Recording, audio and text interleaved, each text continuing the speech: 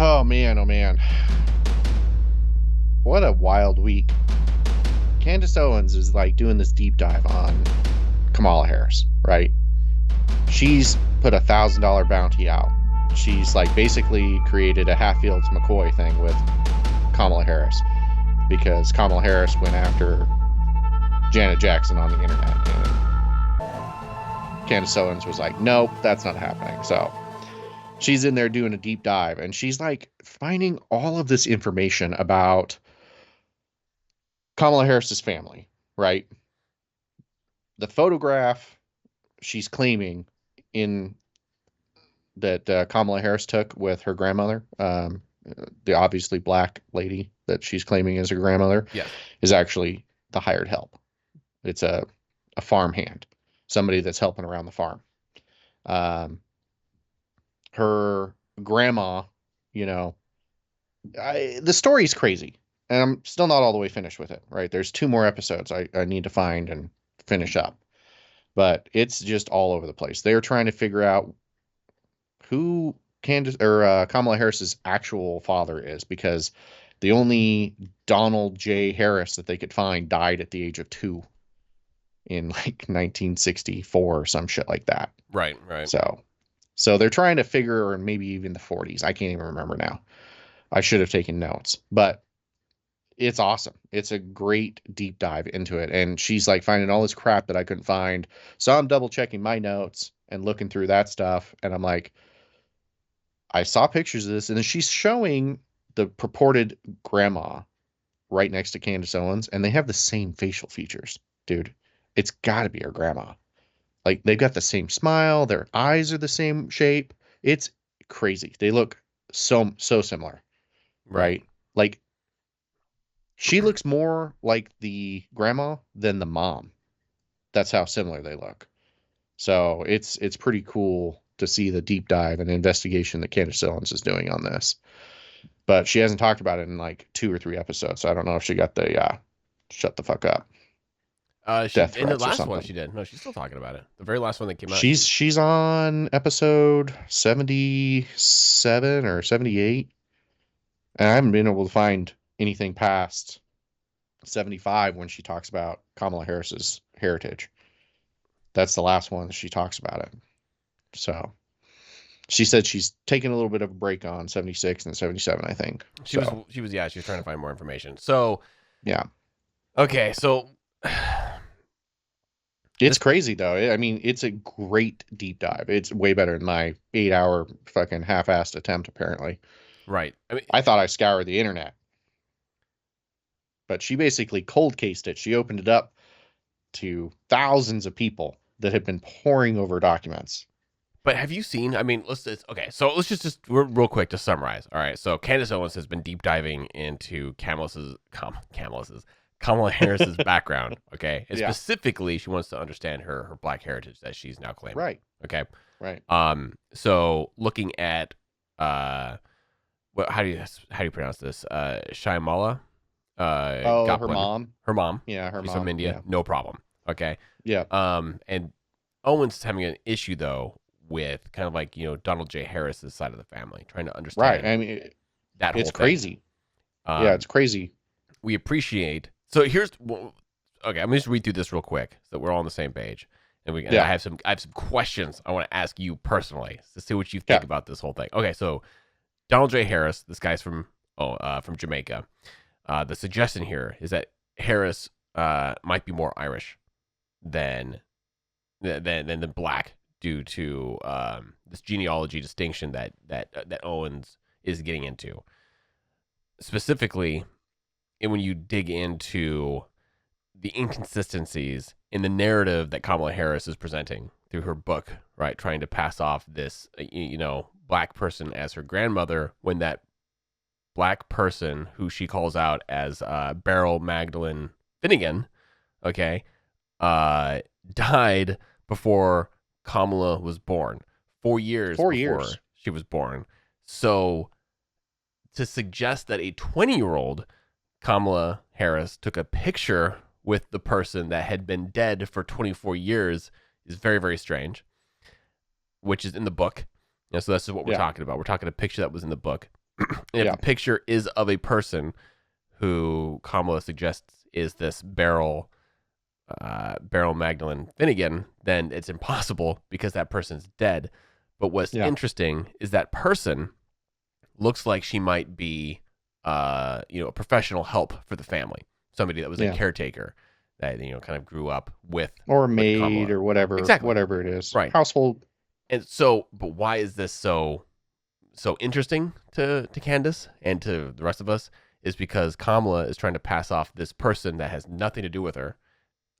She grew up with her potentially because again she was hired help, but this person is hired. It's just an employee, not blood, and so this person would be the only person in Kamala's family that would have that rich black heritage that she's desperately trying to claim as her own. Right. So anyway, that's why Candace is digging into this.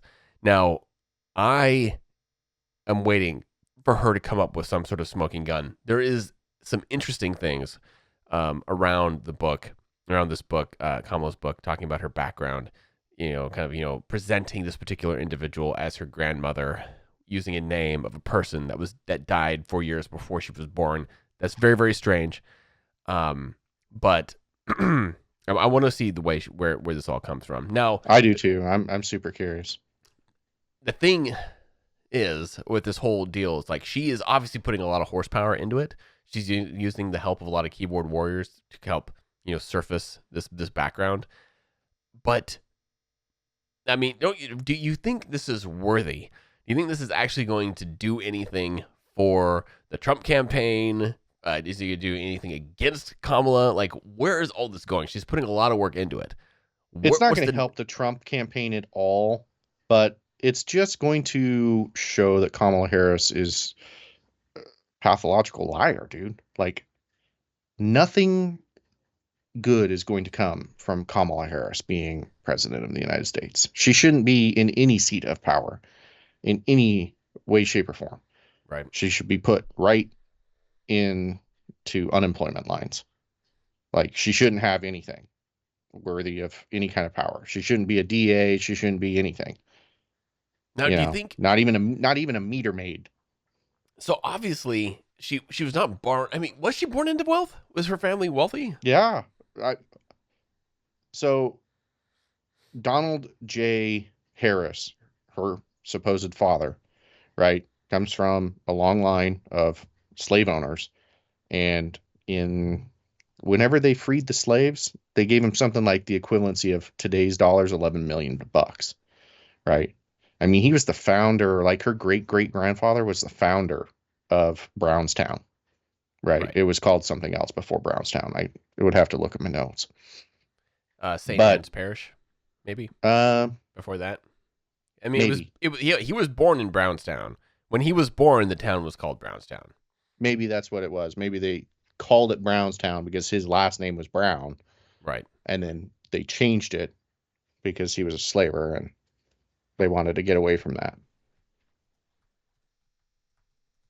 But yeah, it's crazy to Brownstown was the name of it. But it's crazy to see that she came from an incredible amount of wealth, like both of her parents were doctors, right? Am I wrong in that? I'm pretty positive I'm right in that. And so she comes from not a middle class family, like upper middle class at the very least. But especially if their family took that $11 million and continued to grow it through businesses and whatnot. And I believe they did. Just looking through some of the history of their family, because her grandfather was a business owner in Jamaica. So that was, I just had it up.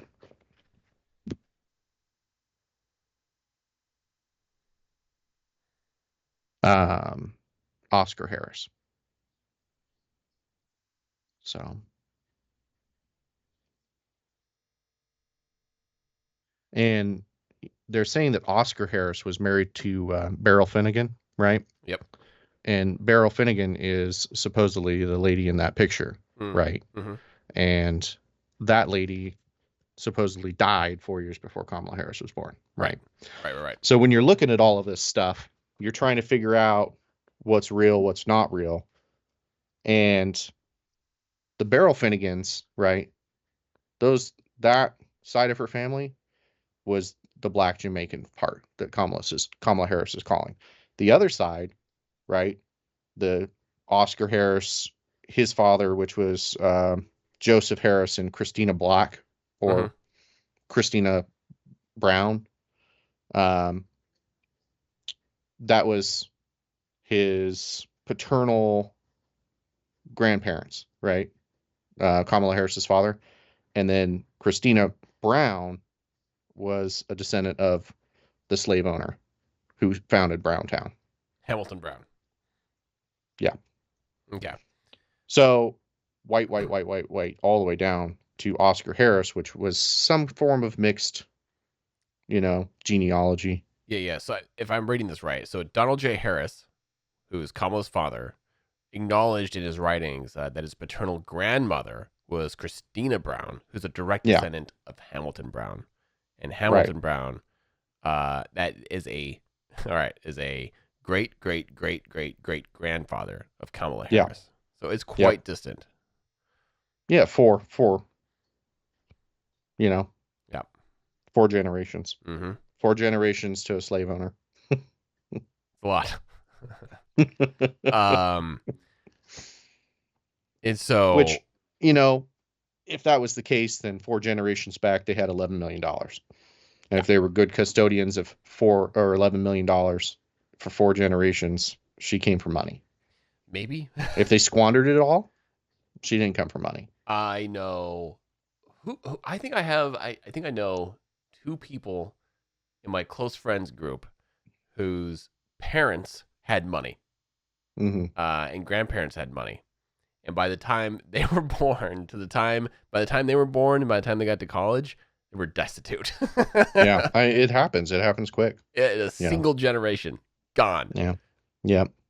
Siblings squandering, fighting, you name it. Just poor inheritances, people blowing their remaining money on things that they're going to do like in their final years of their life, and it's ridiculous. Well, I mean, my great grandfather was quite wealthy, according to my grandpa, right? When he passed, his 5 kids fought over the money, and all the lawyers got it. So it happens very quickly if you're not on good terms with the people in your family, and a lot of the time, rich people don't really have good familial ties. So which is unfortunate. I have it's funny too, because now I know another person that I work with. This guy, he comes from again, kind of, so from land. His great grandparents and his great greats, all this stuff, owned lots of land out in the Dakotas of all places. You actually might be working on some of this guy's land. Anyway, probably so. Their family actually did the right thing, and managed to, even though the family grew, they kind of kept the land ownership and the money that they generated just to a unique set of folks.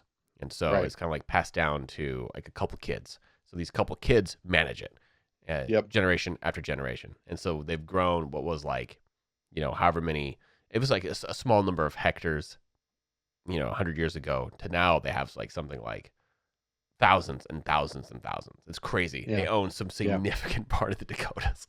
And this they guy probably own the Bakken oil field, or most of the Bakken oil field. There's a lot of money in that stretch of land right there. Very, very possible. Very, very possible. And anyway, as a result, he, these guys are now incredibly wealthy, and he, like, we're talking about this one guy is sitting at 8 figures, from what he manages. I'm like, so what are you fucking doing here? Like, I know the hours you work because I work them too, and they're rough. He's like, it's a challenge. Like, the other thing I do, I literally just file a couple papers every year, and I just make sure people are doing the things they need to do, and I need purpose in life. I was like, well, you found it here, sir. He's like, yep. I mean, that's the good thing about it. It's like, if you find some kind of passion and everything, and let your passive income just take you over. I mean, you got to fill your time with something. Not everybody wants to be a farmer, you know, Yeah. with their passive income, just bankrolling billions of dollars. This guy looks like one though. I love almost $1 billion. He shows up into work in his, just like you actually. Hey, he's got good taste. That's all. Yeah, no, I'm not. You just never know it. You would never know it. And then, yeah. Oh God, anyway. I worked for a guy that was very similar to that. He made $3 million in 1 year, and he just wore Walmart T-shirts and khakis. Yes. Yeah. Must be nice. You too could buy cheap Chinese instruments and sell them on the internet to sixth graders. I'm sure I could. But yeah. So the other thing here too. Anyway, trying to get us back on topic here. So we have all this shit going down. So like, to what end? So like, kind of suspending all of this horsepower. She's trying to make this, a reality. This case. Yeah. But I think that she's just incredibly insulted that she, as a black person, is having, a part of her identity being utilized for political gain to somebody that doesn't deserve it.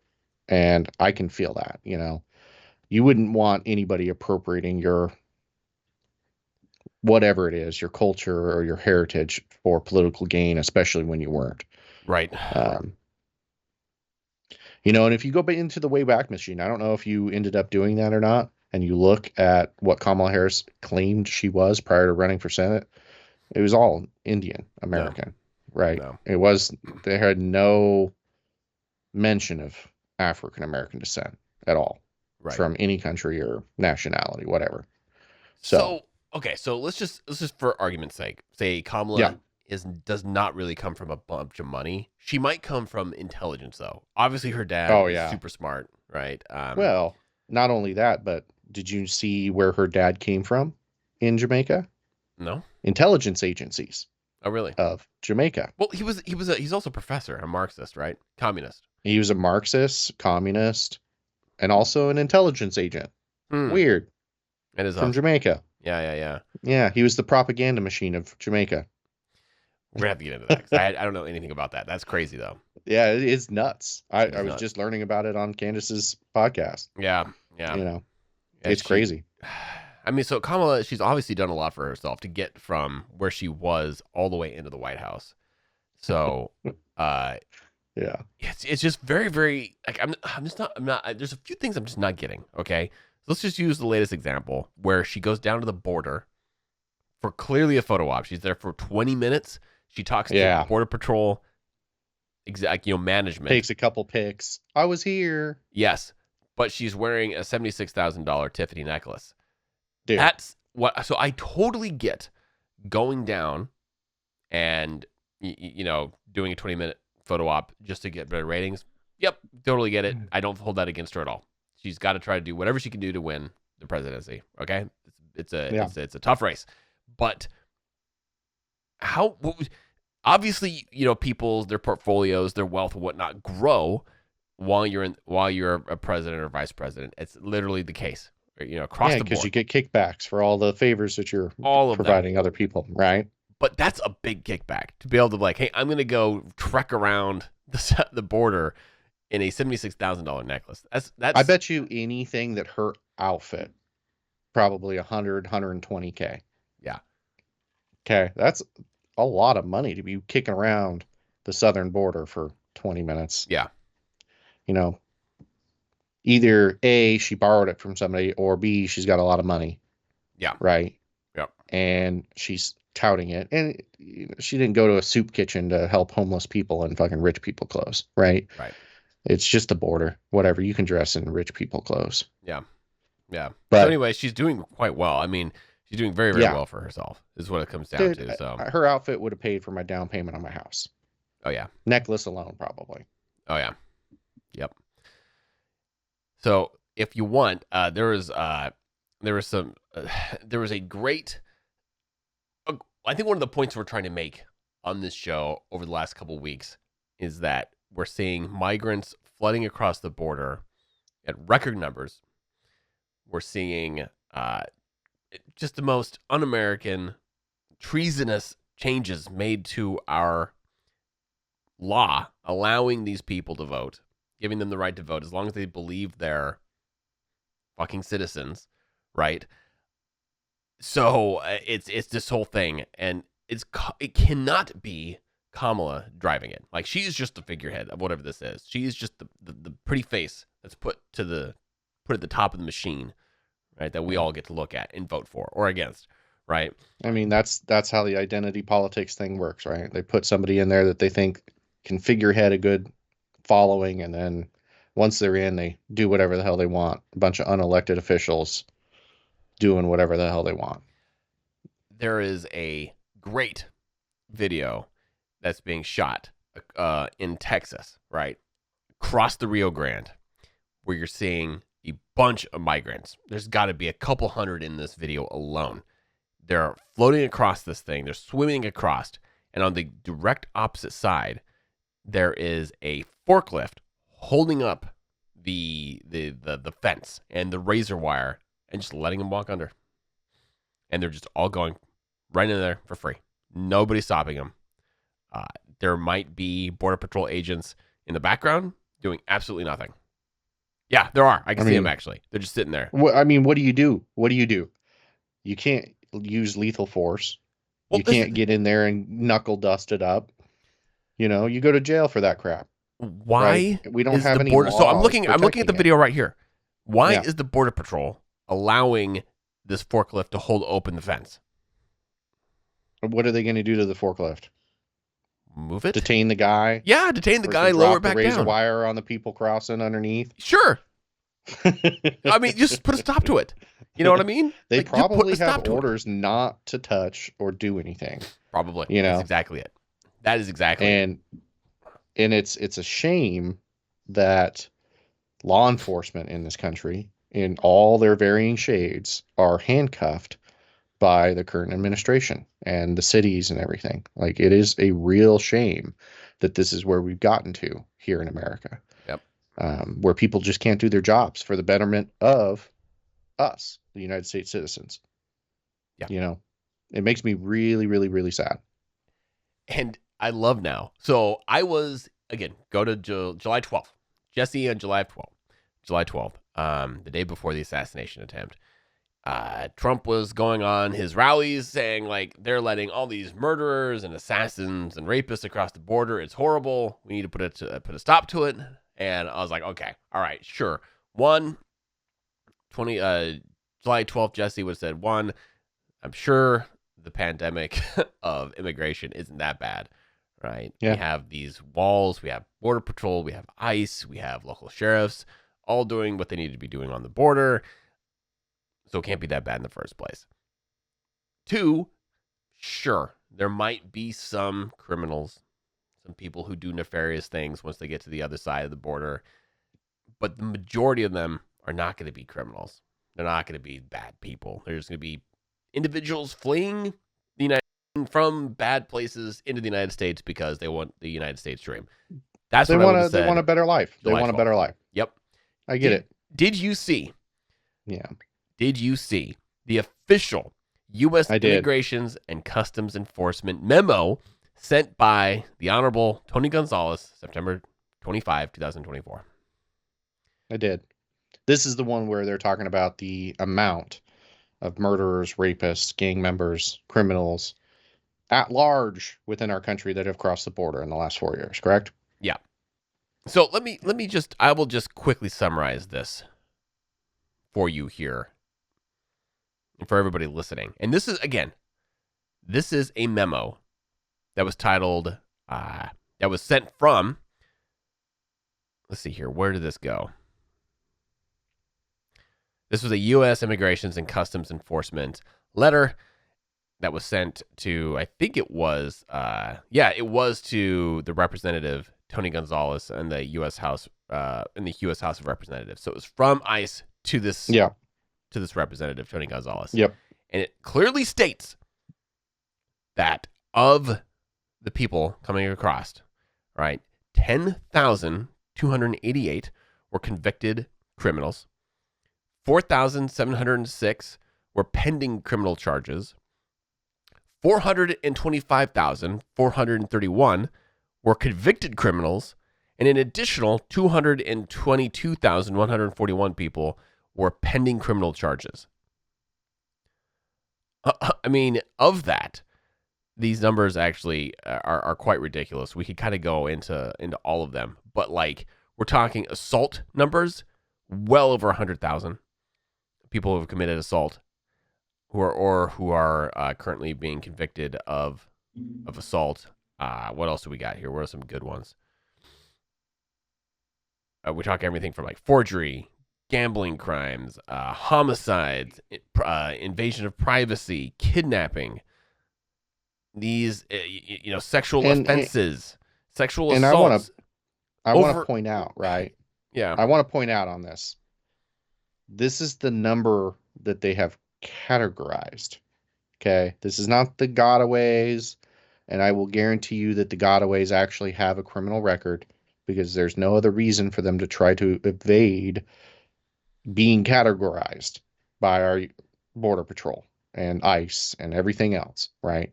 So that means that the people that we have on this list that Jesse's reading off right now, okay, are the ones that got caught and got put on this list. Yep.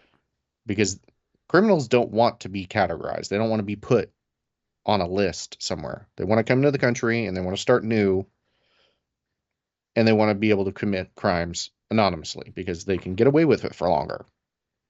Because that's what I would do if I was a criminal and I wanted to be off the radar. I don't want to be put on a list somewhere where you can be watched all the time. No. Yeah, I mean, we don't even have personnel to watch all these people, but no. Aside, well, I don't want somebody knocking on my door, knowing my address, where to find me in case a crime in my vicinity got committed. Of this, I just wanted to call out one statistic in particular is sexual assault. Yeah. And if we include sexual offenses in that, we're looking at over, let's see here, 15, 25, 30, roughly 33,000 people pending some sort of, or having been convicted of some sort of sexual misconduct, right? From assault, rape, whatever you want to call it, all of the above. That's 33,000 individuals. That's 33,000, different claims, of which you might have many to one ratios of, crime to person. This is people with criminal activity to the record. These are predators that have been released among sheep. Oh yeah. Our people feel incredibly safe in this country for a reason.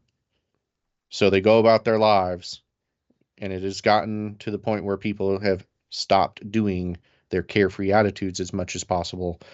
But at any moment in time, you could cross paths with one of these people and catch their eye.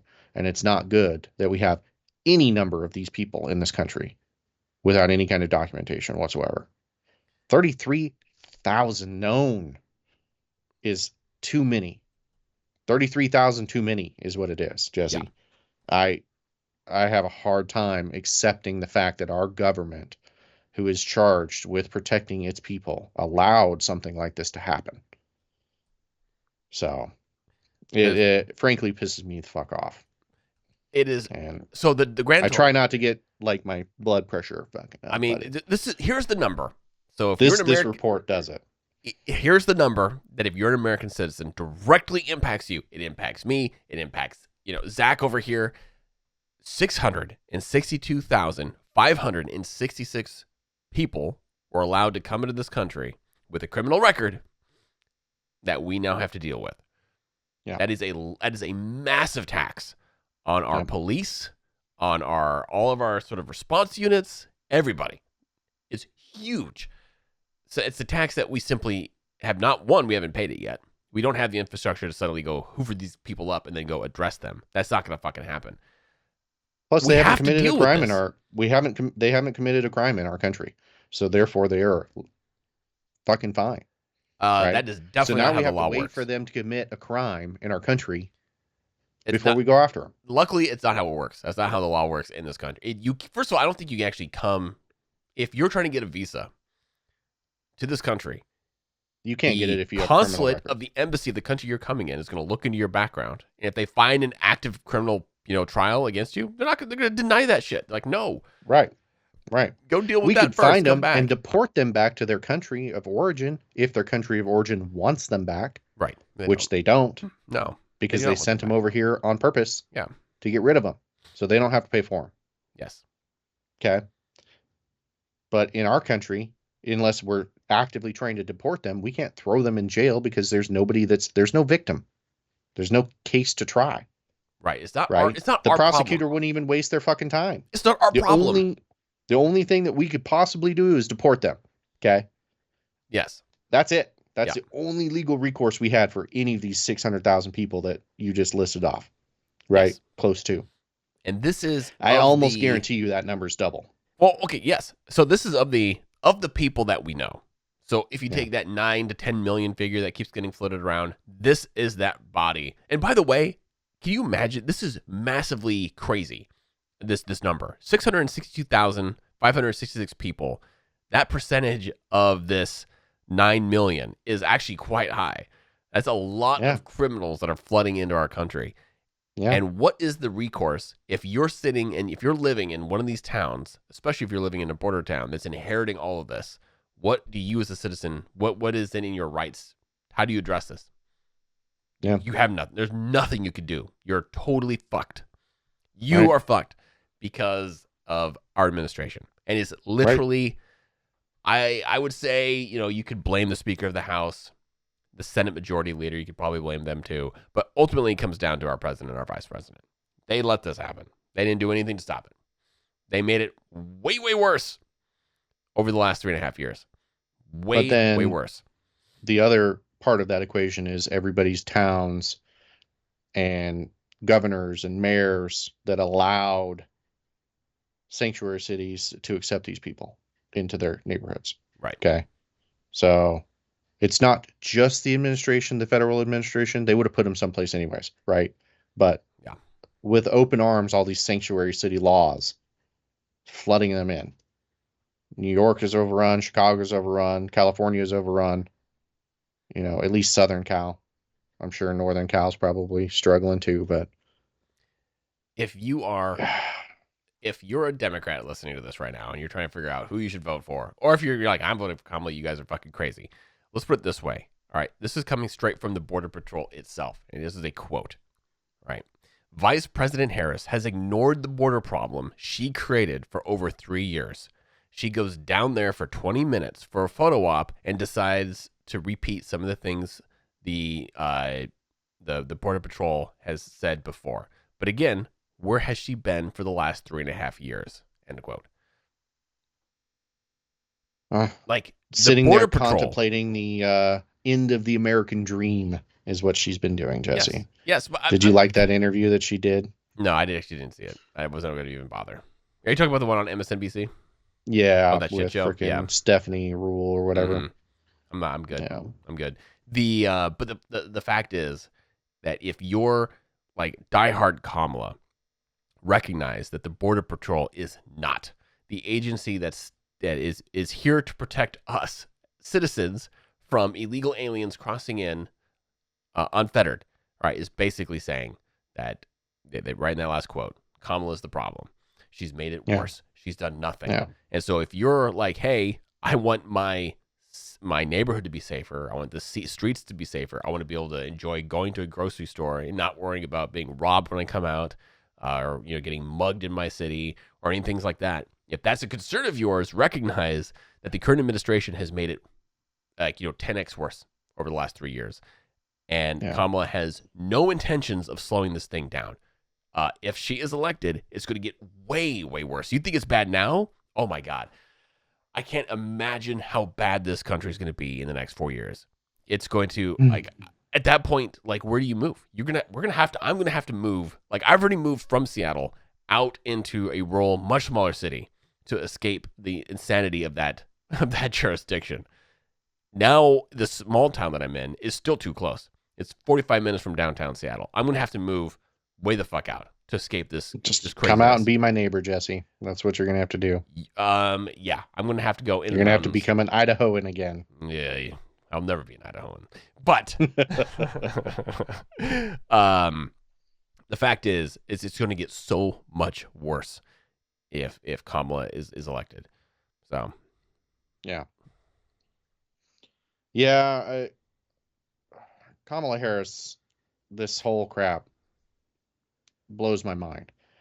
Yeah, I cannot wrap my head around. I really want to talk to somebody, an educated Kamala Harris voter. I really do.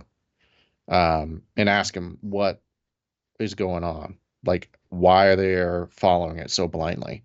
Like, how can you watch a interview with her where she's talking about how the American dream is dead and still be like, yeah, that's who I want. You know, that's who I want running this country. Somebody who believes the American dream is dead. Like, what are we doing here? Right. This goes back to people need to be ultimately aware. Like, just they need an education in what our intelligence agencies do and how they operate and who they work with. We talked about how in 1976 the Church Committee aired out the dirty laundry of the CIA. Who under what was the name of was it Project Mockingbird? No. I can't remember the name of it. One of those. No, not for that. Not one. Mockingbird. I can't remember the name of it. It doesn't even matter.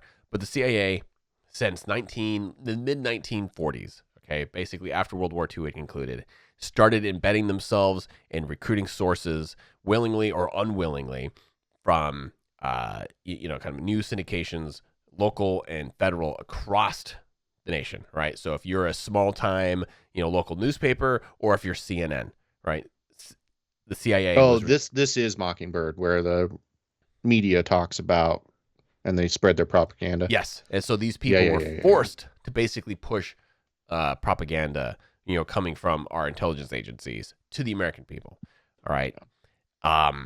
So after there's a new report that comes out that I'm just digging into, all right, that 37-ish hours after the Biden administration came to be, right, they immediately started working with the White House to open up. They built an illegal portal, right, so an online portal between social media giants, aka basically everything under Facebook, TikTok, you name it, to work directly with the FBI, CIA, CDC, etc., as a way to, one, proliferate this same propaganda, but two, to also increase the censorship that these three-letter agencies already have on America and just explode. Just let that go crazy. That happened right after the Biden-Harris administration came into being. This actually leads me directly into what I wanted to talk about next, was Kamala Harris being all over the place, talking about how she wants to censor social media, specifically X, Elon Musk's company, old Twitter. Yep. Right. She wants to get rid of their freedoms and their privileges and put heavy regulations on the company. Basically, murder it. Sorry, unalive the company. And it's kind of crazy that we have a First Amendment in this country, right? And we're supposed to be able to say whatever we want, whenever we want, hate speech, whatever you want, right? It should be protected. And then people that don't like what you're saying, rightly, just stop listening to you, Right. And that's the American way. You should be allowed to say, do whatever you want to do, so long as it doesn't create a victim, right? Which kind of goes into the whole victimhood thing, because now words are painful. But we have a presidential candidate right now that is actively endorsing censorship and the removal and restriction of the First Amendment. And that should terrify everybody. Absolutely terrify everyone. Terrifies the shit out of me. Let's look at the counter argument, though, right? If you're a Harris supporter, and Harris says, "Hey, these people on X are able to spread all of this misinformation, and Elon Musk isn't going to stop them. We absolutely need a government control to regulate the misinformation that's being spread across X and every other social media platform for that matter. Right. That sounds good to me. It's like, hey, I don't want people to lie. I don't want people fantastic to do that. Right. Except who's here's the problem. arbiter of truth? The problem is, who is determining what is and what is not misinformation? Who gets to say that something is misinformation or not? Just because I don't like what you're saying does not mean what you're saying is misinformation. And more importantly, even if it is, that's your prerogative, sir. Under 1A, you get to spread all that misinformation all you want. I can simply choose to not listen to you. That's how this works. But if all of a sudden I am knighted and I get to say that, hey, the thing that you're saying, I don't like it, and I consider it misinformation, therefore, with my power, we'll dub it misinformation, and now I get to rip it right off the internet. Okay, rip it right from wherever it is. That is ultimately what's happening here. And while our Kamala Harris supporters might love this idea because they also might hate Elon Musk and everything he stands for and Donald Trump, but imagine 4 years down the road, Kamala Harris loses an election. Now the next party comes in, and it's a Republican Party, and it's Donald Trump 2.0. It's the person you hate even more than Donald. You can't believe that this guy is now your president. This person is going to have those same powers and being able to come in and bring in his own cabinet and install his new misinformation czar, and is going to do the exact same thing that Kamala did to Elon, that now Super Trump is going to do to your favorite advocates, the people that are spreading information you enjoy. Alex Jones is now president of the United States. Congratulations, strap in. Can you imagine if he was the misinformation czar? If he had the power to choose the arbiter of truth. I can't say disinformation right now for some reason.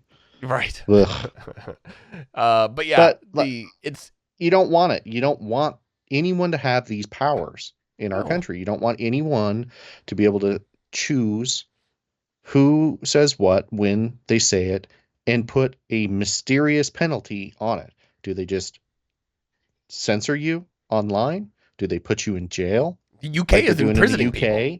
The UK is straight up imprisoning people. Do you want anyone to have that power over you for talking? Yes. Okay. Now imagine. Can I offer an example real quick? Yeah, please. My Kamala Harris supporter. Let's just say you're a family. You're a mother. You have a couple kids. Okay. Your 13-year-old daughter posted some terrible shit, right, on TikTok. It triggered some sort of protocol from the disinformation department. And now you have 2 police at your house arresting her for saying the thing that she wasn't supposed to say. You don't believe in the thing that she said. The thing that she said was truly hateful and truly misinformation. She absolutely qualifies as a criminal now under this new law. But doesn't matter. Off to juvie she goes because that's the new law. She said boys are boys and girls are girls. Oh, how horrible. Zach, did you know? Actually, I can't even use that word. But boys are the only ones with phallic members. They're the only ones. That would be, I'm sure I just offended so many people. All 17 of our listeners. I am so over. We should have, you know what? We need to dedicate a whole goddamn podcast to this woke movement, this whole woke culture. Let's do it. I'm over it.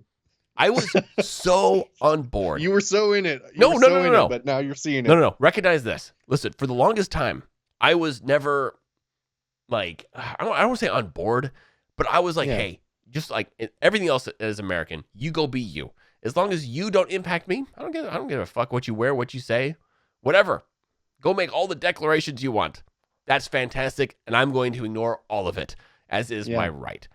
But suddenly, these people, this movement has fucking decided that it's time to impose themselves on you and me and everybody else, and they're going to start fucking messing with our 1A. We can't go and address them as he, them, or sorry, he, she. Now it's got to be some weird fucking thing, right? One person to great applause from this movement, from this woke movement, said that their pronouns are they/demon. Sir, whatever the fuck you are, they, Mr. They, I don't even know how to address you. Kindly go fuck yourself and your pronouns. I would say this to they were young. This person could not have been more than 17 years old, 18 maybe. I would, like, as a 39-year-old, look down at this person. I'm 6'5". I doubt they're 6'5". Look down at them and kindly tell them to go fuck off, and then offer them an immediate dose of reality, and just watch they/demon just collapse into themselves when society calls them out on their bullshit. Anyway, as you can tell, I'm over it. I'm sorry, they have crossed the line. I can no longer support a thing that wants to put me into this box for them. Yeah. And censor you or fine you or put you in jail for not following their Pied Piper song, right? And it just makes me so happy to see this Jesse versus 4 years ago Jesse that was like, Zach, you just need to pay attention to Chuck Schumer. He is literally trying to save the country and you. I did not say that. I have a text message. I will take a screenshot. I don't even know what we're saying. I might have said that. I definitely I don't remember what we were talking about, but it's hilarious. I know. It's like, okay. I know for a long time, my stance has always been, like, for the most part, like, let woke people be woke. I personally was not a big fan of it. I was like, listen, I think, 4 years ago, like, you're setting yourself up for a lot of failure. You're setting yourself to be a victim. You don't want to be a victim. You want to control your own lives. You want to be able to go out in public and return without being wounded or offended, right? People are going to say some horrible things, and you need to be able to withstand that. You need to be resilient, and you need to be able to stand on your own merits, laurels, morals, and ethics, and then return home stronger than how you left, right? And do like what the rest of us Americans do. We come back, have a beer with the family, and just let it all wash away. These guys, no. They can't do that. They go out, they destroys get offended, their lives. and they fucking throw a fit. They start screaming in public, causing scenes, demanding police. It's enough. It's it's over. It's over. I hope. Well, it's over. I should say this. I'm over it. You had somebody who was maybe just to the right of an ally, like, hey, yeah, you know what? Yeah, you should feel comfortable in your own skin. Now they've taken it. It's gone too far. Now you've lost me and a whole bunch of other people. Even the newest generation alphas are starting to come out as fuck woke coach. Fuck this woke culture. Yeah. It's fragile shit. Yeah. So yeah. And this is what happens when you have a good idea and you let it accumulate power. You have this absolute corruption that comes with it. And people are walking away from the Democratic Party in droves. I think the GOP, for the first time in decades, has more support than the Democratic Party, right? It's like 48 to 45. And that is the first time in 20 or 30 years that has happened, right? That is pretty wild to have seen in 4 years that collapse of power. So I'm pretty happy with that statistic. Everything that I'm saying from all the polls, when you actually dig into the polls, even the polls from the New York Times, who is doing everything they can to bring more Democrats out to vote and make sure that Kamala's elected, right? That's their prerogative. That's what they're trying to do. Even their polls are now suggesting that even states like New York are drifting dangerously red. Oh, yeah. New York, for God's sake. New York. That was a blue bastion. I mean, they haven't been Republican since the 90s. Yep. Right? They haven't been purple since the 90s. We could see Trump come with an honest-to-God landslide victory this time. I think, dude, I was sending you those maps, right? Yeah. And I'm thinking that's like worst case scenario. What I'm hoping for is like an entire red wave. You might see 300 points. Sea to shining sea red right now. 504 electoral votes. Donald J. Trump. It's getting skunked. It's getting closer and closer. It's honestly getting closer and closer. The Democrats as a party need to have the reset button pushed. They need to be booped, boop and reset, because they have gone way off kilter. Yes. It's an unacceptable stance that they currently have. It's an un-American stance, and we need to get back to being two parties for America and not globalist elites versus America. Right. Right. So if we want to actually look at this map, okay, if we're looking at this map right now as the way it's playing out, Trump could come across with 326 points at the end of the election, and that is right now. That we still got 40 some. How many days do we got? I don't know. 39, I think. Hold on. We're getting dangerously close. All right. We're talking Wisconsin, Minnesota, Pennsylvania, all shifting red, right? 36. New Mexico is slowly but surely drifting more and more red. They're still solid blue. I did not think with the Navajo Nation being so heavily Democratic that New Mexico would ever be anything but blue. Yes, and the problem is that it's still blue, but now it's fragile. It's a fragile blue. They don't have a landslide victory in places like New Mexico. Or it's not 100% guaranteed anymore. You know what's really interesting on this list is New Hampshire. Whoa, New Hampshire, New Jersey, and Delaware are all starting to break from being this fundamental blue state that they always have been. They're now starting to drift away from that. And I'm not suggesting that they're going to go red. They're not going to go red. But the fact is, if you're paying attention, they're drifting more Republican. And if those states are, as is Washington and Oregon and Colorado, right? Don't get me wrong, they are all solid blue, and they're not flipping. Absolutely. But more and more people, like myself, in Washington are coming out against the whole fucking, I'm walking away. I can't stand it anymore. I cannot fucking stand it. Well, our the ability to live our lives, right? The American dream to live with all of the freedoms that we want has drifted away from us in the last 4 years. Yep. You know, I make good money for my area, and I should not be living close to paycheck, right? In any way, shape, or form, right? In Idaho. Well, and like what I'm making now, 10 years ago, dude, I would have been wealthy, right? I'm not right now. It's like paycheck to paycheck, damn near. And for those of you who do not know, crazy. Zach is actually quite the financial manager. He's very, very, very wise with his money. Very, very wise. Way, way, way more than me. Okay.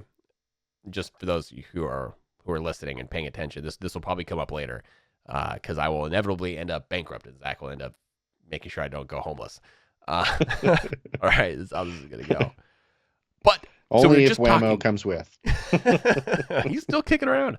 All right, so we're talking about how all these states are starting to shift more and more red.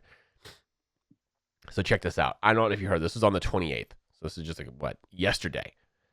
The Biden-Harris Department of Justice sued the state of Alabama for trying to remove illegal voters from their roll.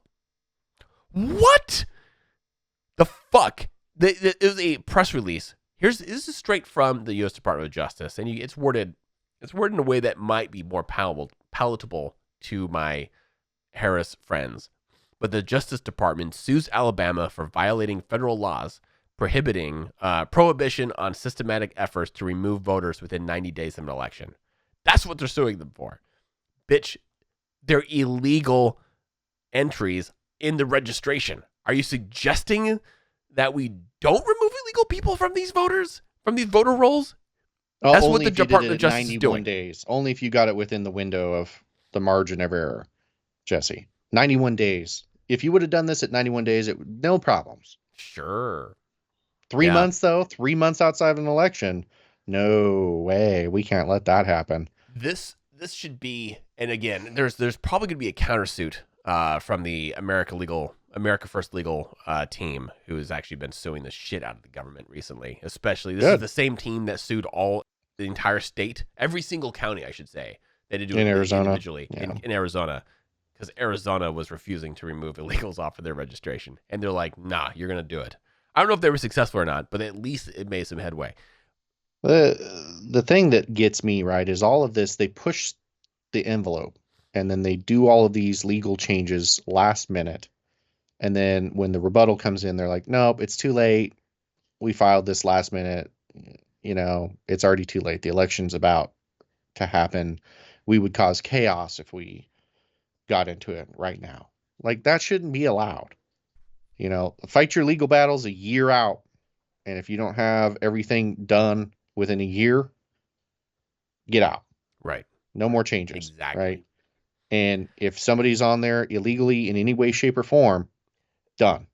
And those people should be put on a list somewhere for registering to vote illegally and then deported. So, like, you shouldn't be voting more than one state.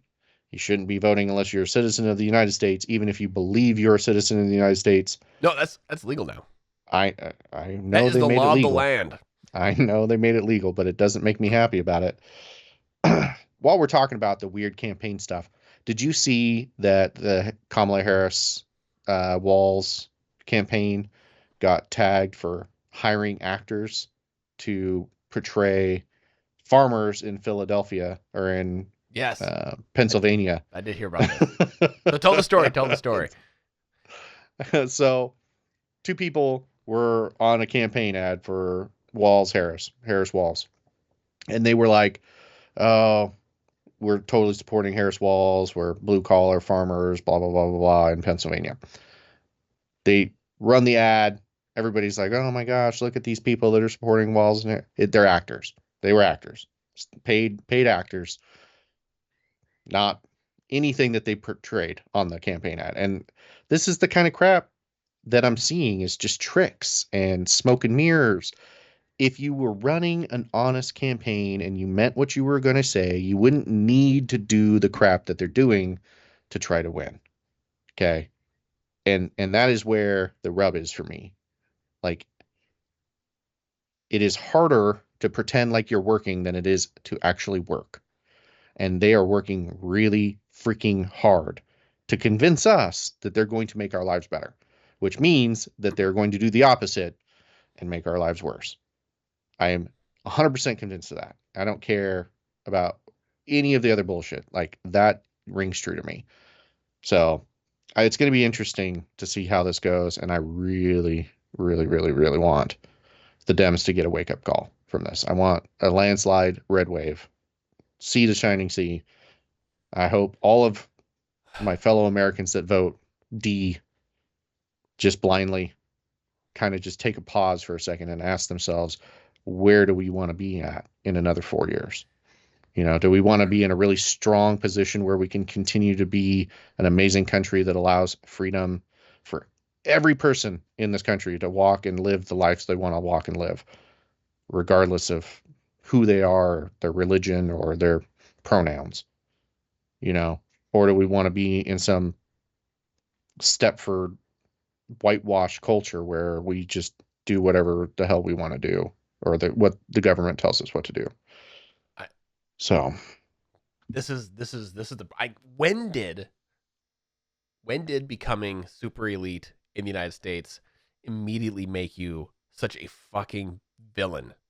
Like, why can't you just be an elite person with lots of fucking money and do good in the world? Promote democracy, make sure that the bastions of American freedom and whatnot ring true. Why do you have to try and immediately jump onto the suppression bandwagon? Why do you got to go and try and mute the masses immediately? Congratulations, you're a billionaire now. Suddenly you're like going to be the most fascist person you can possibly be. You're going to jump in bed with the CIA and all the other 3-letter agencies. You're going to work with these mega, kind of like centers of information control, such as, Google and Meta and Facebook and all these other things, and just work with them to shut down narratives you don't like. Why is that suddenly the thing? I think that there's and this is just a personal opinion, right? There's a multifaceted aspect to this, because what we're looking at is you're incredibly rich. You're surrounded by yes men. There's nobody that tells you no or checks your ego anymore, right? So inherently you think you're the smartest person in the room. So you are the person that needs to be choosing the best course for the country, because that's your right. And nobody's telling you otherwise, right? So I think there's a lot of that goes on in the psychology of, because it's got to be really lonely being incredibly wealthy and having no one around you that will tell you to fuck off. You know, Maybe. my wife tells me to get fucked all the time.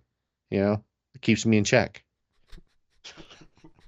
Yep. Rich people don't have that. They need to freaking sue me. Right. Tell you to get fucked all the time. There's a deeper there. We're circling a much deeper problem, and I don't want to get into it right now. Let's go back to the election interference. Let's go back to election interference. Here's Kamala Harris election interference. Let's go. I don't know if you've heard this one yet. This was also breaking on September 24th, so within the week. A Wisconsin U.S. Congressman, Tom Tiffany, all right, is calling for an investigation after election officials in Madison, Wisconsin, accidentally, quote unquote, mailed over 2,000 duplicate mail-in ballots to voters in the city for the 2024 election. This election. Why? Okay, mistakes happen. But why suddenly in Madison, which is the blue stronghold in Wisconsin, kind of like Seattle in Washington, right? The reason why all the delegates, all the votes, all the delegate votes in Washington always go to blue is because all the people living in King County are, we're the majority, and therefore, kind of like our voice speaks more than the rest of the state. The same thing for Madison and Wisconsin. Suddenly, this shit happens, and Wisconsin is, as we just said, is starting to lean red. It is red. It is right now. If the vote was today, Wisconsin would break red. Yeah. Now we're seeing duplicate votes going out into blue strongholds, like in Madison, to ensure that doesn't happen. And when Tom Tiffany reached out, he basically said voters deserve clear answers regarding the full scope of this blunder and how the city plans to restore public confidence in its ability to accurately administer the election, and assurances that those responsible are held accountable. There needs to be an independent investigation now, not after the election. Well, they reached out to the guy who was ultimately responsible for that thing happening, and he was just like, mistakes happen, no comment. That was basically exactly what he said. This guy looks like a fucking tool, by the way. He looks like a giant douchebag. I cannot believe. Let's see, what did he say? I don't have the. He said something just. So we already know that this thing happened. 2,000 ballots went out that should not have, and he said, let's see here.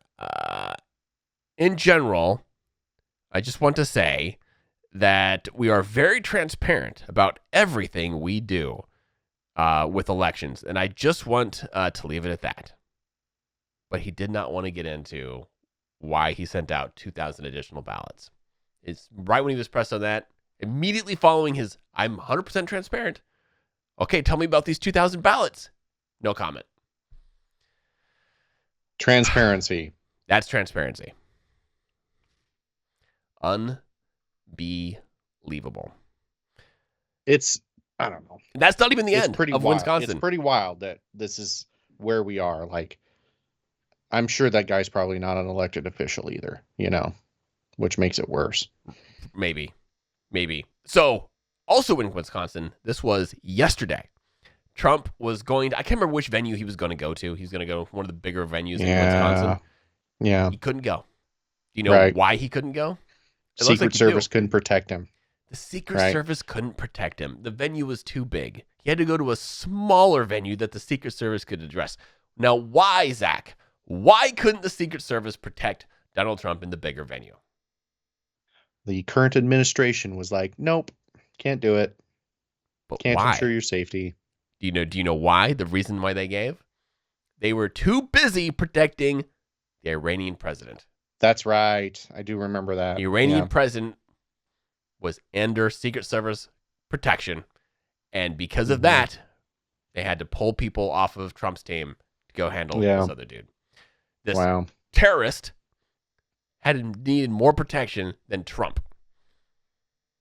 Just let that sink in.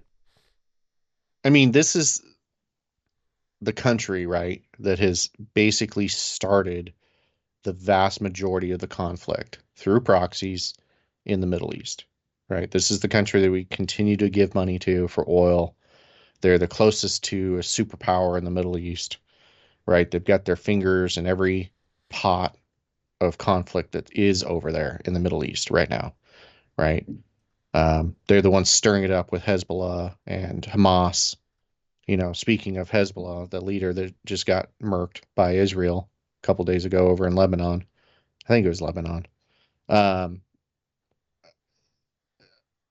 Iran is the country that is like pushing all of that conflict over there. And he was more important to protect than Donald Trump in Yes. America. Yes. So the person who is responsible for the sponsorship of Hezbollah as the leading guy providing financial, military, and political support for the Hezbollah, which goes back who knows how many decades at this point. The 30? same dude provides significant support in the same manner to the Hamas and the PIJ.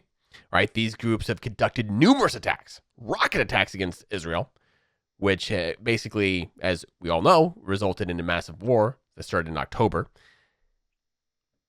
The same Iranian that they're protecting has sponsored numerous assassinations all over the place. He sponsors and supports militias in Iraq, Syria, and Yemen under the umbrella of his IRGC Quad. I don't know how to pronounce this word. Forces, aka kind of like these paramilitary units that operate out of Iran.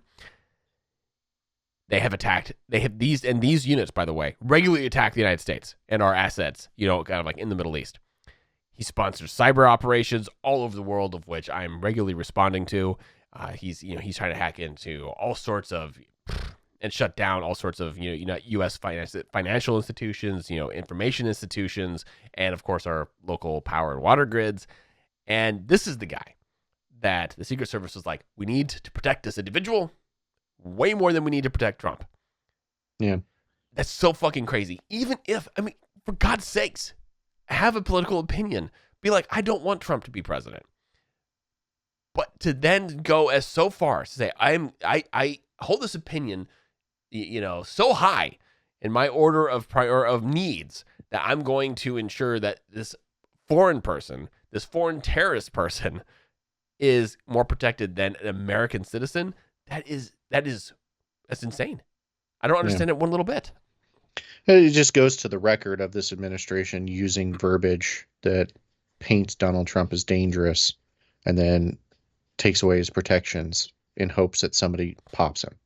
Right. And it's just a long list of error after error in their thinking because it just paints them as dictators and authoritarians. And the fact that they don't want good, honest challenge to their stronghold, it's really terrifying that this is where we are in America, that we can't ensure that an ex-president and the leading nominee for the next presidency is protected in this country.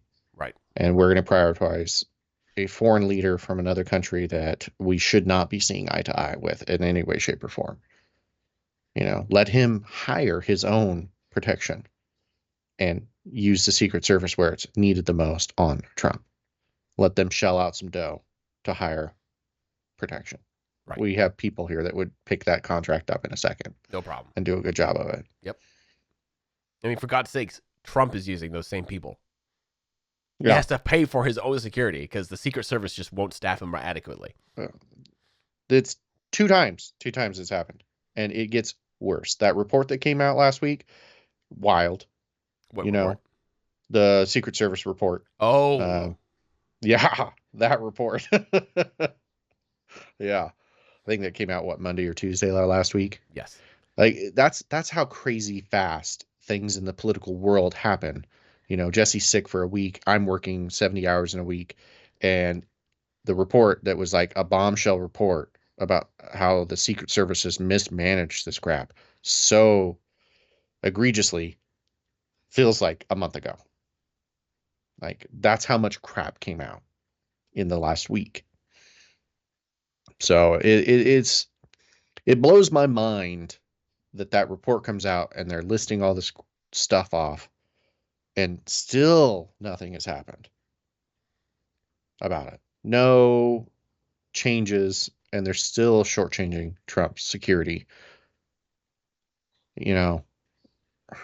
So let's just talk about that for a second. That's actually a fucking great point. So what we're discussing here is on September 25th.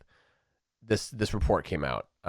What was its official name? Let me just grab the official name before I think you sent me a I have it right image here. of it. All right, so it's the examination of U.S. Secret Service planning and security failures related to the July 13th, 2024 assassination attempt. This is the interim joint report. This is coming straight from the Senate. The United States Senate Committee on Homeland Securities and Governmental Affairs.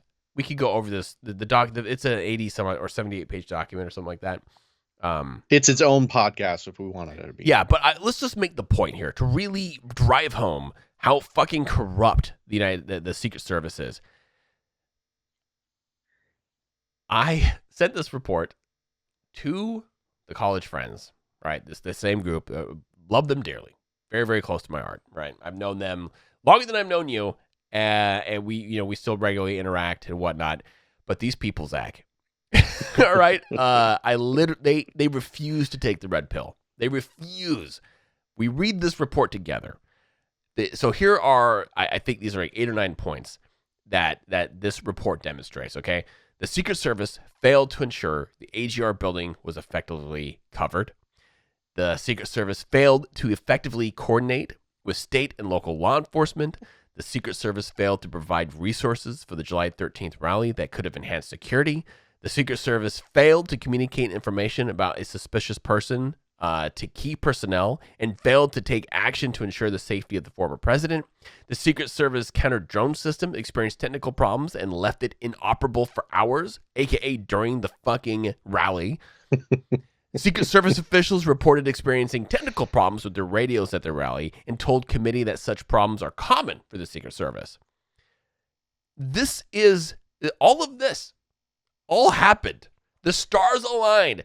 Astronomical bodies were in alignment to enable failures from not only the Secret Service, but from 4 other local state police units, allowing fucking Thomas Crooks, this nobody, to take pot shots at the president.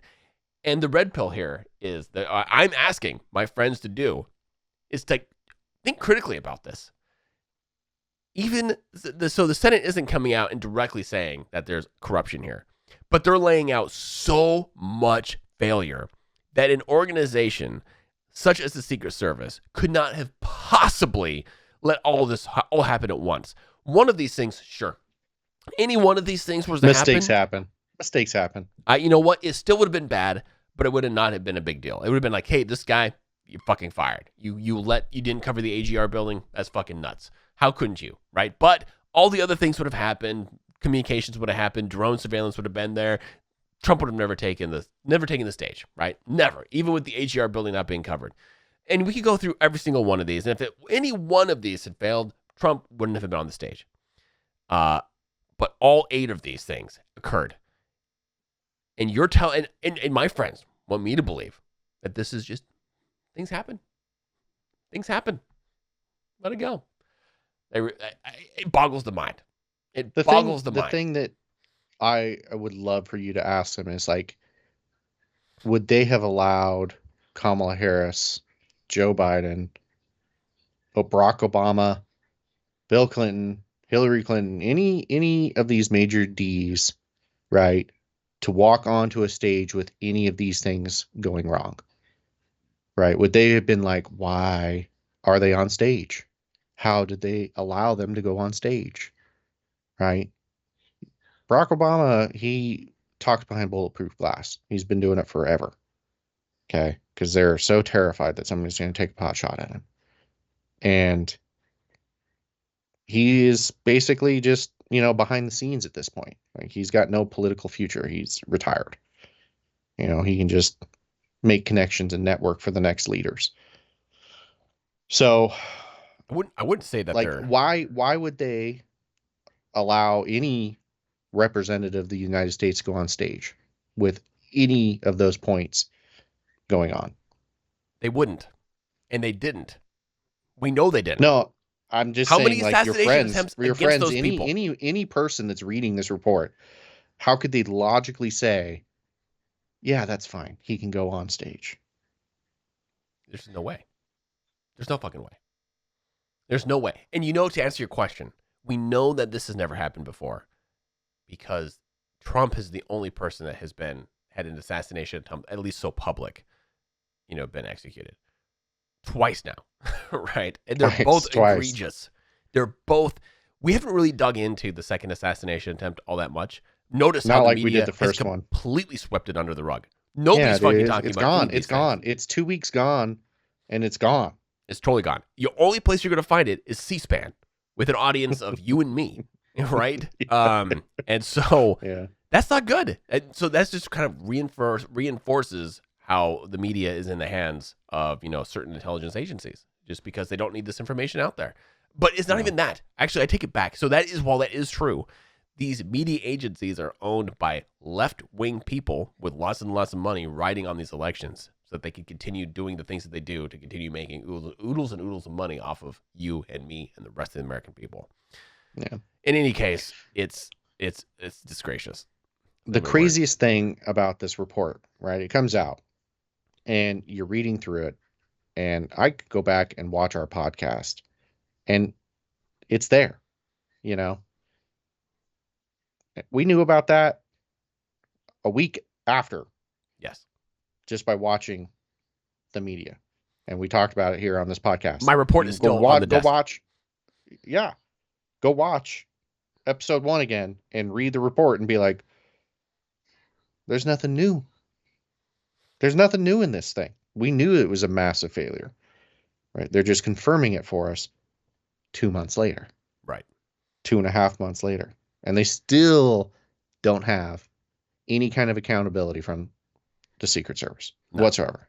None from the Department of Homeland Security. Right? We're still waiting. Well, I guess they fired that one later. Well, it's how fast she resigned. If she refused to resign, she would still be there. Probably. Absolutely, she would be. Yeah. Mayorkas isn't going to fire her. No. Biden isn't going to fire her. And then all of the focus would be on her. Right. And she was like, I don't want or need this. I'm out.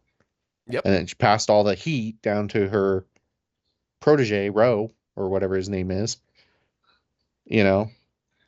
And nobody talks about her anymore. She's gone. Deleted. Never existed.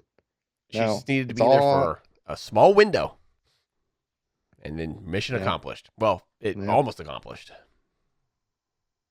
It's just, it's crazy that it moves so fast, but then the repercussions of it feel like they never come. Right. There's a lot of anger and passion about from it for who? About a week.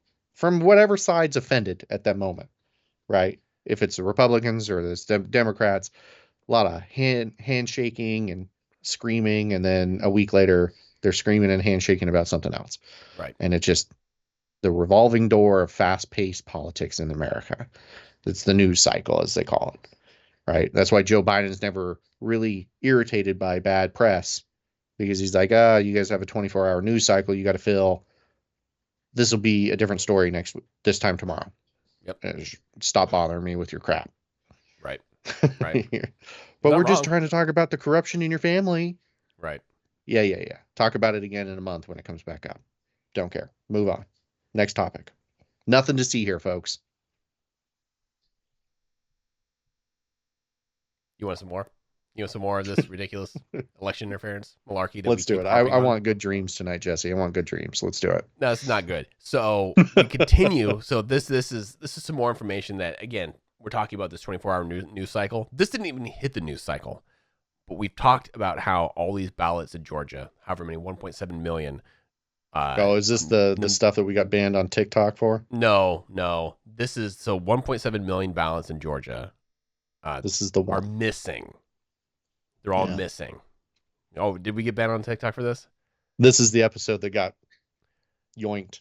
Oh, nice. Okay. Well, apparently we can't talk about this stuff on TikTok, so don't upload this one. I'll fucking upload it anyway. So 1.7 million ballot images in Georgia are missing, which is both illegal at the federal level and this is from level. the 2020 election, not 2020. 2020. Okay. So we should be able to talk about the 2020 election with Nope. whatever we want. In May of this year, the state election board in Georgia found that Fulton County had double scanned ballots. Yeah. This is the county that had the videotapes of those people pulling freaking Pelican cases out from underneath tables and running them through the scanners. Yes. Okay. Multiple times to get that every election freaking analysis that the experts have done are like, no. This cannot be possible. This should not be possible. You don't see it. Right. And not in first world countries. So we'll never know. We'll never know how many double scanned ballots existed because all of those images are gone. Convenient. Super. You know what's also convenient? You know what happened today in Georgia? No, I have not been paying attention to the news at all. A chemical plant in Conyers, Georgia, blew the fuck up. This is that because of the hurricane passing through? No, absolutely not. This is the most scary shit I have seen on American soil since the Palestine, Ohio train derailment. Didn't they just get hit with something else like last week? They did. Yes, another town close to Palestine. But this is happening in Georgia. And this is like, I'm going to try and find a way to superimpose what I'm seeing right now so that you all can see it. But Zach, these clouds are not even, yes, they're black and white, which you'd expect to see, but they're also pink and red. Ooh. And they're huge, massive fucking clouds, man, that are coming from this plant. And then they're just going downwind into this poor town of Conyers. These people are fucked, man. Like, they are going to wake up with 3 arms, dead. Who knows? Red smoke, pink smoke, like, and not little bits. We're talking crazy volumetric amounts of this smoke just flooding all over the area. It is scary looking. It is so scary. And how convenient that this thing goes up in smoke. 38, 39 days before the election in a state that is, critical to the election path for either candidate. This is massively tinfoil hat here. This could be just unfortunate, a massive accident, but just another thing happening in a battleground state. Moment that has never happened.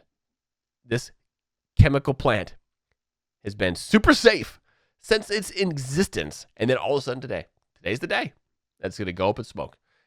Evacuation orders are in place, shelter-in-place orders are in place. It is not looking good.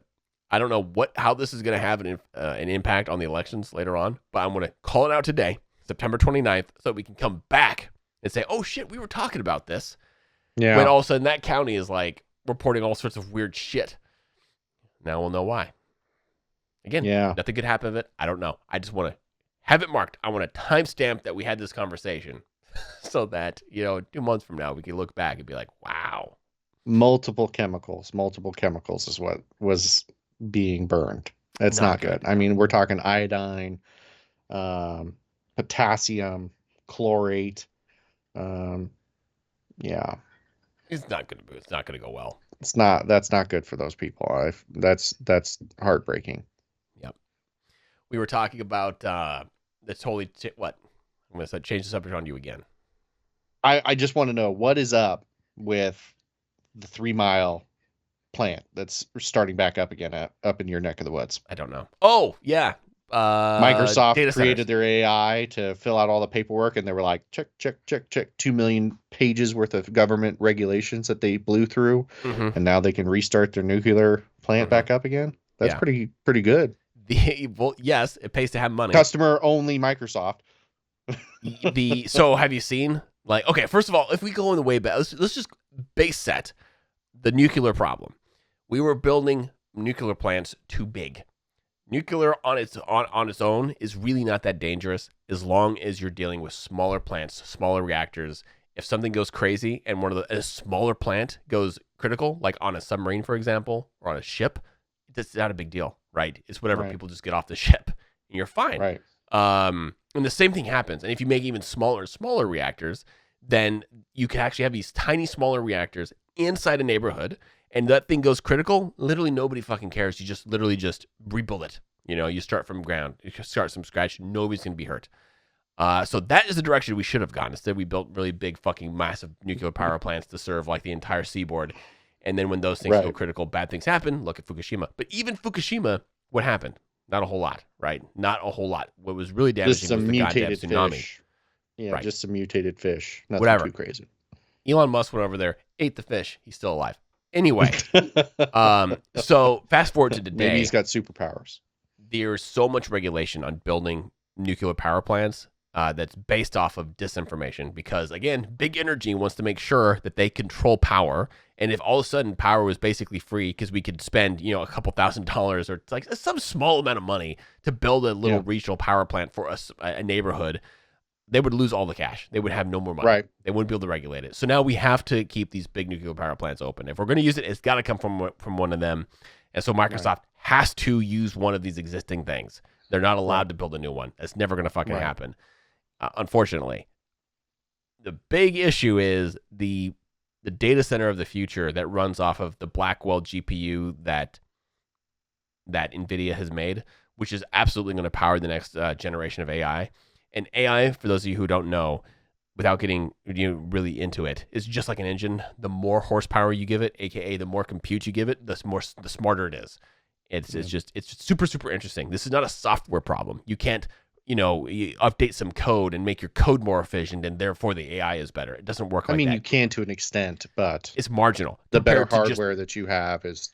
So you need to throw compute at it. You need lots and lots of compute. So when I think about, as a nerd, when I think about the currencies of the future, I think about compute. I don't think about dollars or gold. I think about compute. Whoever has the most compute will control the information age. Now, the power required to build a data center, that Microsoft wants to build, which is going to cost them, what, $100 billion? $100 billion requires more power than is currently available from the grid. There's no national source of power that could power this thing. You could put all of the solar panels and windmills around Microsoft. You wanted to, it still wouldn't help. Not even close. And so they're literally powering up this thing. If y'all, this has nothing to do with politics, but the transformation that's about to occur when this data center goes live here in the next few years is incredible. It's going to transform literally everything, all the jobs that we do. If you are interacting with a computer at all as a part of your daily job or something that you just need to do to live, it will be changing in 3 years. In 5 years, I don't know what the world's going to look like. It's going to be completely different. Anyway, that's what's happening. And yeah, you could thank the government for one, for allowing Microsoft to go turn this fucking thing back on, and two, for not allowing them to just build their own fucking nuclear reactor, which is what Altman wanted to do in the first place. Sam Altman's like, I want to build this small little nuclear reactor to power my data center, and the Department of Energy is like, the Department of Energy basically told Sam to go fuck himself. He's like, I tried. I tried to do the thing that was going to cause the least amount of damage. I mean, okay, damage. So you got on one hand, right? You're talking about a small nuclear power created with all of today's standards. Yep. Or the Chernobyl of the West. Yes. And the government was like, I want the Chernobyl option. Let's do that. So.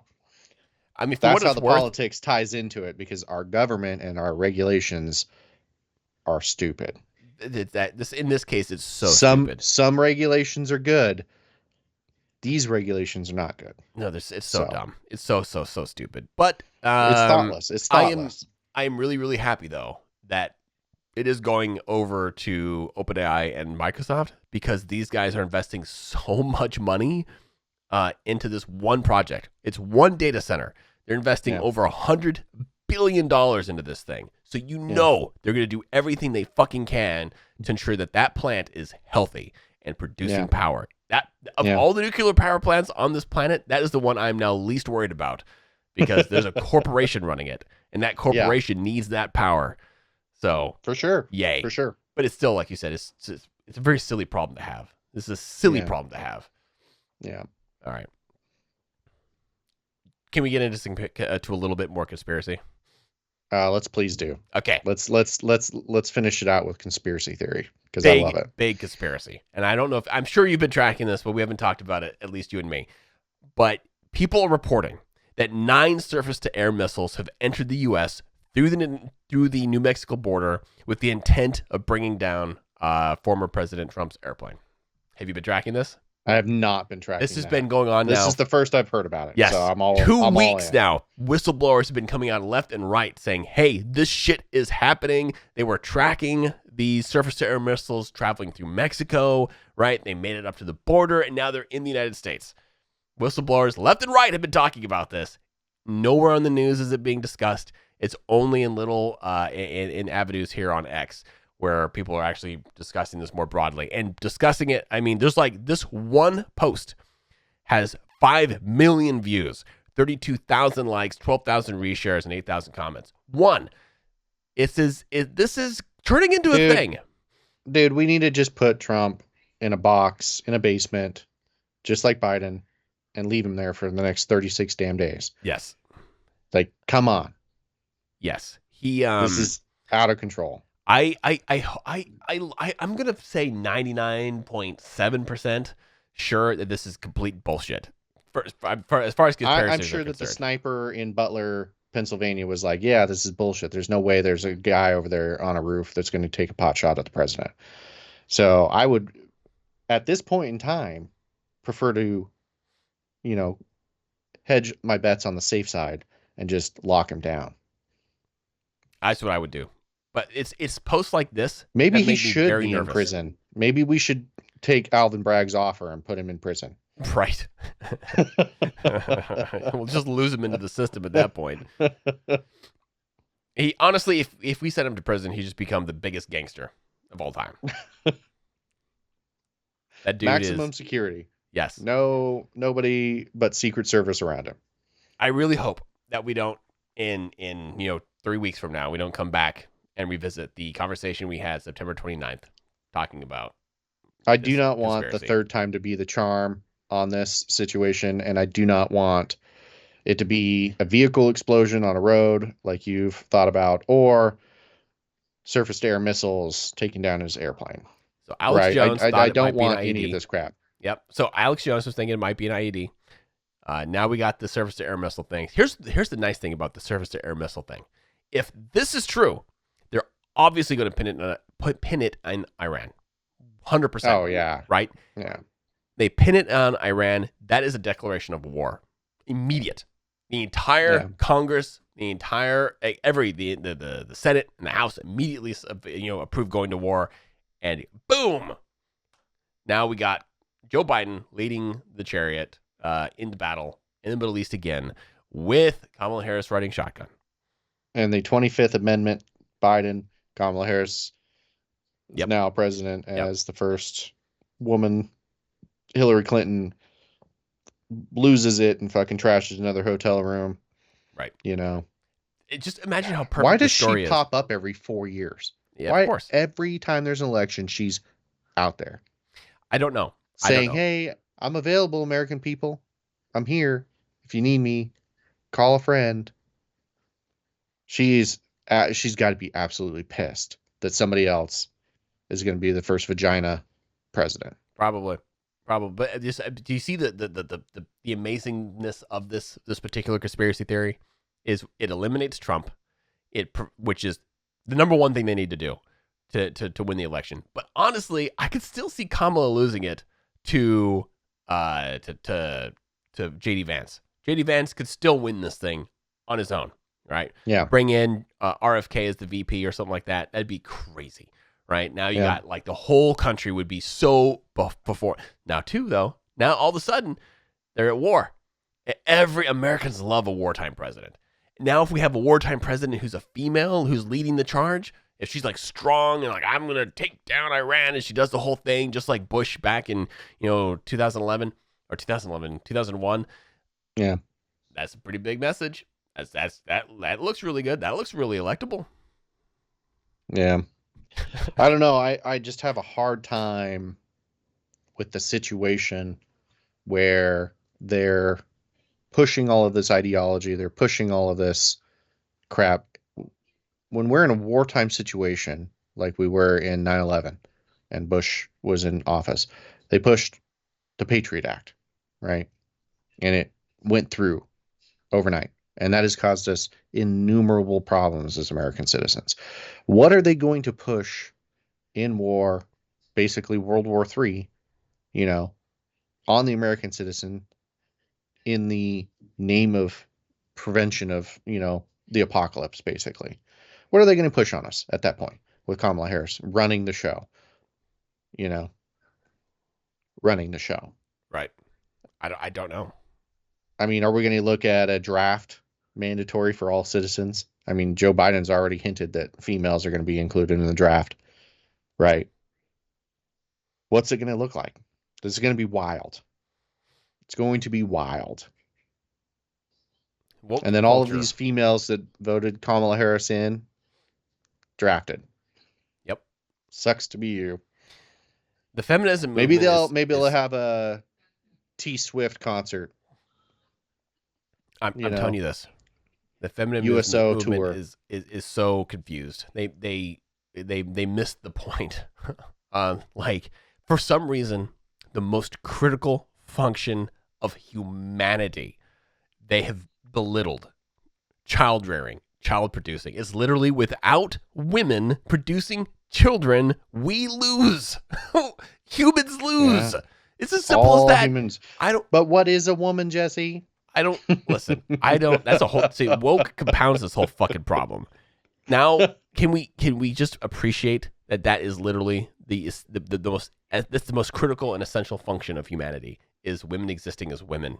And I don't care if you're a billionaire, a trillionaire, it doesn't matter. If you're a man trillionaire, you still can't prolong the human race. It is the woman supporting the family who's producing the family that is keeping us from going extinct. And the feminist movement has somehow forgotten about that and said it's more important for women to get into like the workplace and college. Yes, they should absolutely enjoy those rights and be able to do that. But fundamentally, as men and women, we need to have fucking kids. Right? We just have to. And somehow that's just not good enough. Yeah, if you watch a lot of people, and Candace Owens does a really good job of breaking down how powerful and necessary the nuclear family is, right? Mom, dad, and children. Yeah.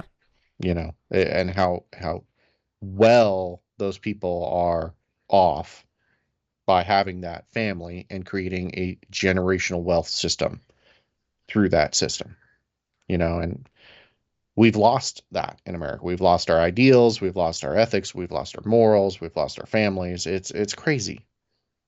We've lost everything that tied us to the American dream. So maybe Kamala Harris is right in saying that the American dream is dead. It is. It is largely dead. It is largely dead. Anyway, let's not get into this. Let's not get into this. This is a whole nother thing that we could talk about. And it's honestly not it's not. I don't think it's our shtick. I don't want to dive into it.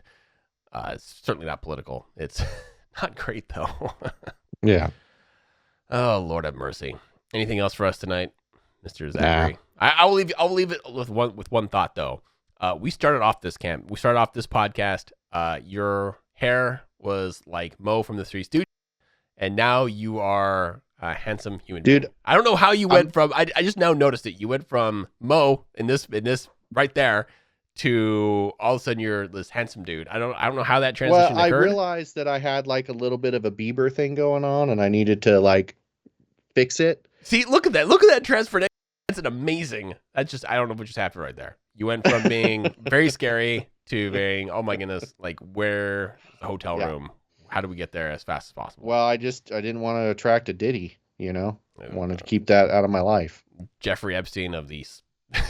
The next Jeffrey Epstein dude, that's gonna go down. I mean, all of that is some politics I would dive into in a heartbeat. We need more information. Like it is wild. And if you look at all of the people that have been getting in trouble in the last 8 years, right? Oprah's at the center of it all. Is she? She is. She's best friends with Weinstein, Epstein, freaking Diddy. Now, is that just a problem? I don't want to be. I'm not even going to ask the question. Not even going to ask the question because it's going to rat hole this whole conversation. I don't know enough about. I'm watching the Diddy thing unfold in real time. I'm tracking on places like X as well as in the news. It's not really well covered in the news, which is kind of interesting. But I'm just waiting. Something's going to break in this goddamn case, and then we'll know what's up. Somebody just submitted. There's a whistleblower, right, to the Diddy stuff, and they just submitted video evidence of some of his freak shows.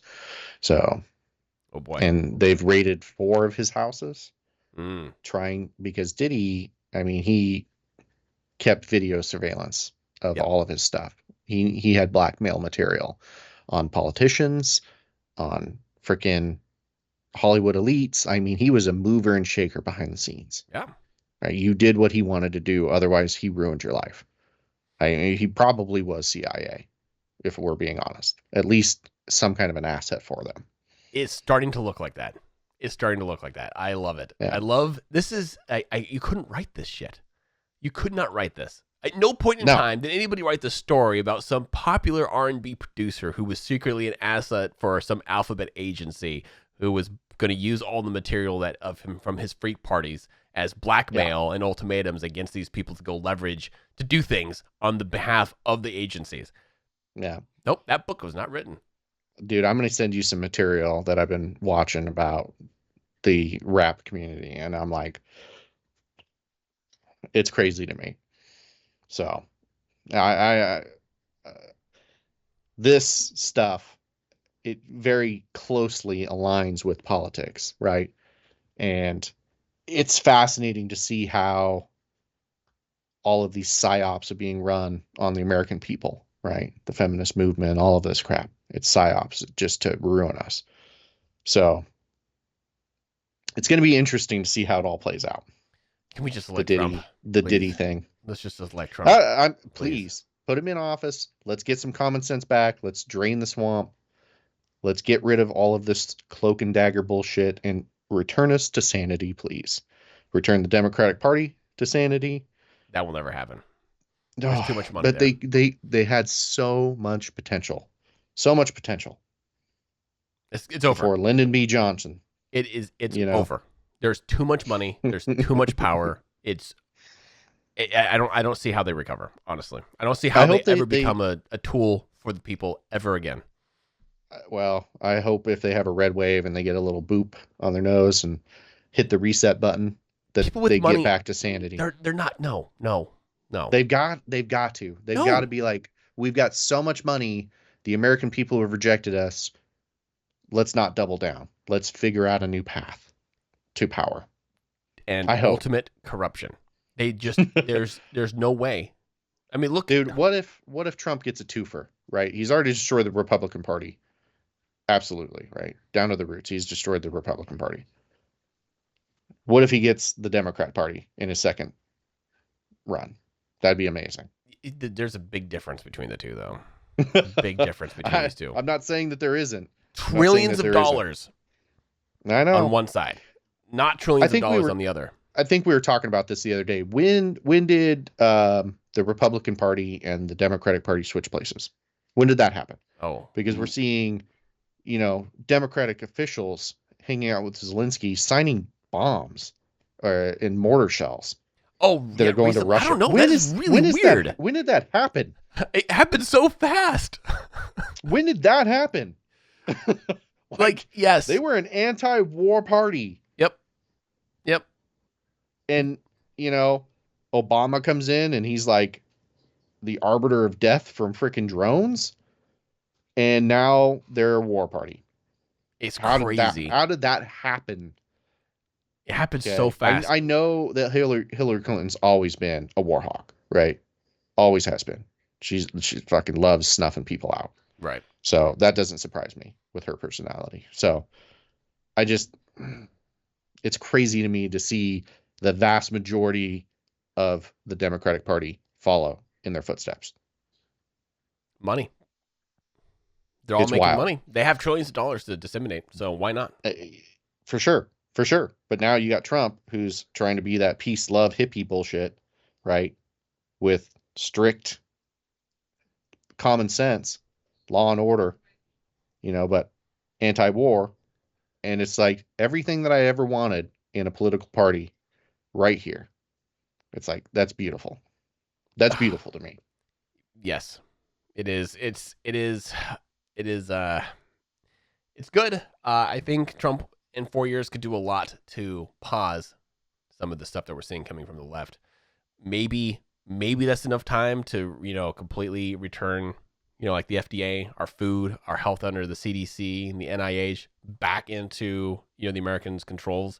Maybe Robert F. Kennedy Jr. can do this in 4 years. Maybe, Elon Musk and his new Doge department can go through and just kind of like destroy corruption from a financial point of view. Maybe there's enough there to disrupt this machine so that we actually get another healthy generation. But at some point, the war machine will win out. All the big pharmas, all those guys, they're going to win. I just hope I'm not around for it anymore. I don't want to be a real old man. Yeah. Or we just, I honestly, I was thinking about if I can just raise a family and raise them up, give them all the information they need, and then they can move away. I was like, you know what? We'll find you a nice soft landing. Argentina looks real good. Go down to Argentina. It looks real, real good. Yep. Javier, whatever his last name is. Yep. He's doing a really good job down there. So, that's actually not a bad idea. And they've got similar climate to us, man. Yeah. They're just closer to the North Pole or the South Pole. Just speak some Spanish. You're good to go. I know enough Spanish to get around. I know how to find a taco. That's all I know. That's all I ever needed. Oh, Lord have mercy. That's actually not a bad idea. I might have to do. Maybe that's the next place I go. We need. That's to where we look. That's where we look. That's gonna be where we start looking. There we go. If everything falls flat, they might not have much of a military, but that's okay. No give a fuck. That's probably the last place that anybody's coming for. No. So. They'd be like, let them just do whatever they want. Exactly. Maybe I can eke out another 60 years.